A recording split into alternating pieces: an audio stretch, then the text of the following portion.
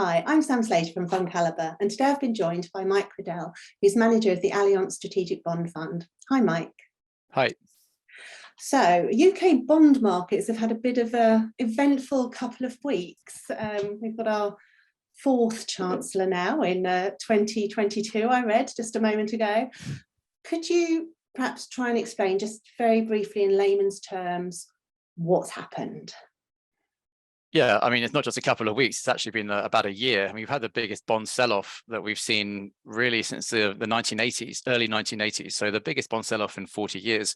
But in the UK, this really reached a peak in the last couple of weeks. This volatility that we've seen and the size of the sell-off in the gilt market. I mean, just very briefly, and it's difficult to explain briefly, but I'll try. You have a lot of pension funds which have been forced sellers of gilts because they have some interest rate derivatives that they've been losing money on, and they therefore have to raise cash to pay the banks, because they're losing money on these derivatives.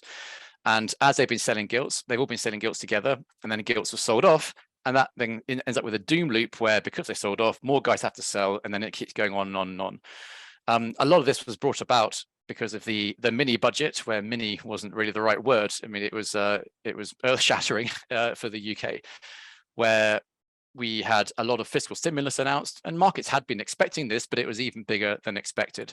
So people are wondering who's going to buy all these gilts. If you do lots of borrowing and if you do fiscal stimulus, then you have to issue gilts. And at the same time as they're trying to raise money to do fiscal stimulus, you've got the Bank of England that's been trying to sell gilts, unwinding QE.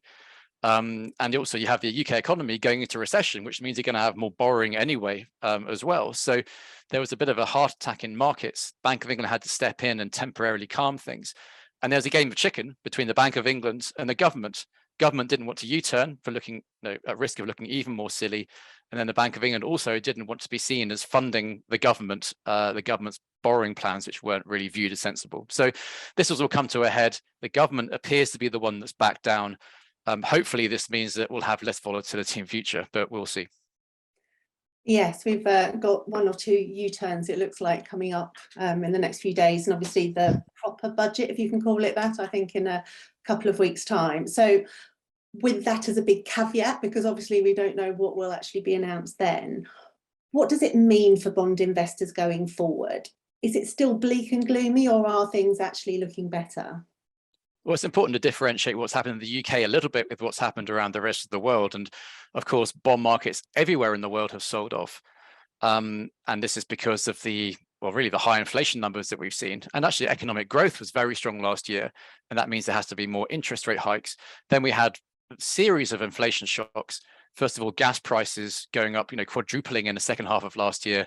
Then Russia, Ukraine just made this happen again. And this has created a lot of inflationary pressure. So it's not just a UK story, it's really a global government bond story, but the UK has been most exposed more recently because of the political problems. In terms of what it means for bond investors going forward, I'd say that the best thing is that it means that valuations are now really high, are really attractive. I mean, if you're buying, just focusing on the UK, a 30-year gilt, you're getting basically an annual return if you hold that to maturity of 5%. So a 5% yield means total return 5% per year for 30 years. Just in middle of 2020, this was barely above zero. So the potential returns that you now get in fixed income are actually really quite exciting.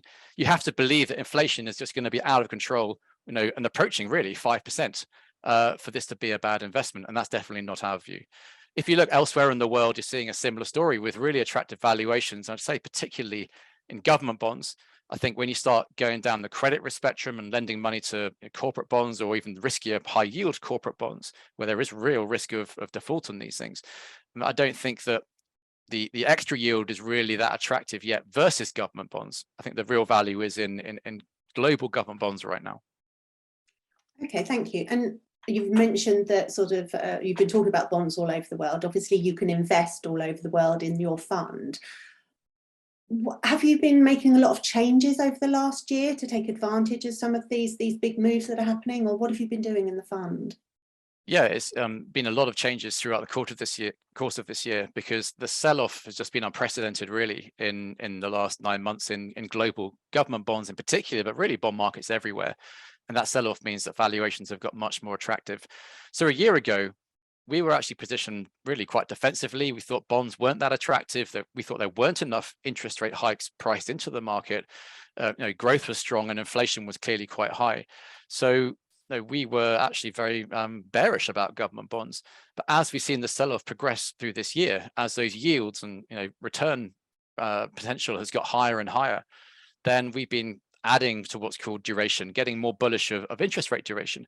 And what that means is, if at some point central banks need to cut rates, or if the market even just thinks that they have to hike less than it's currently thinking, you can start getting some really attractive capital gains now for the first time in a long time.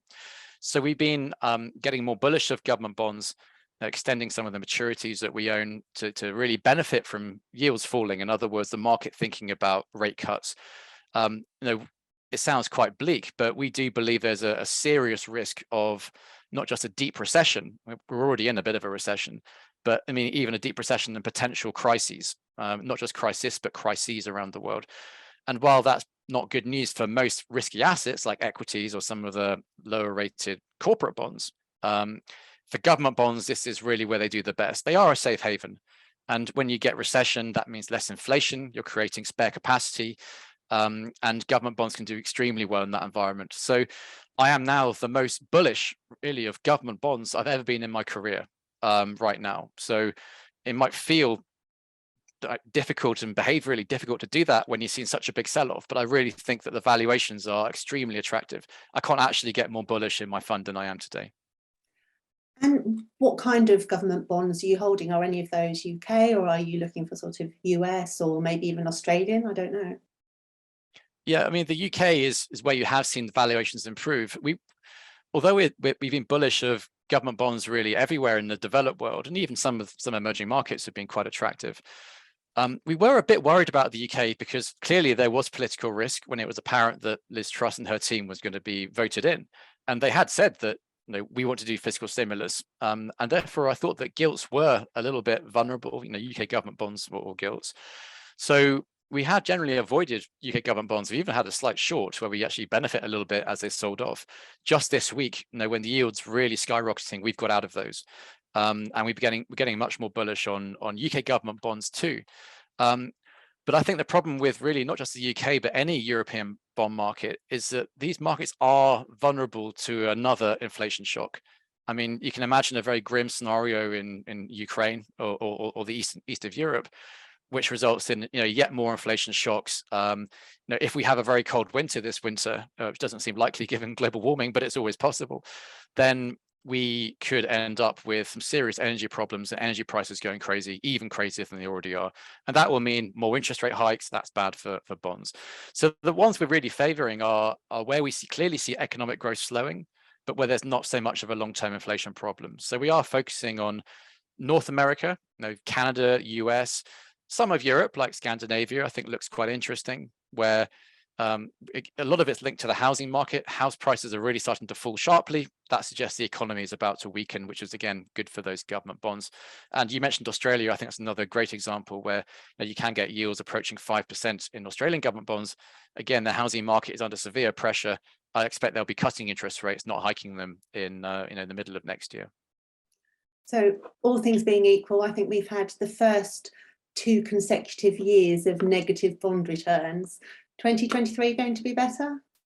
Yeah, exactly. And I certainly hope so, given how we're positioned. We are, as I say, positioned in the most bullishly we can possibly be, and the most bullish I've ever been in my career in terms of government bonds. I really think these are the most attractive valuations we've seen since the early 1980s.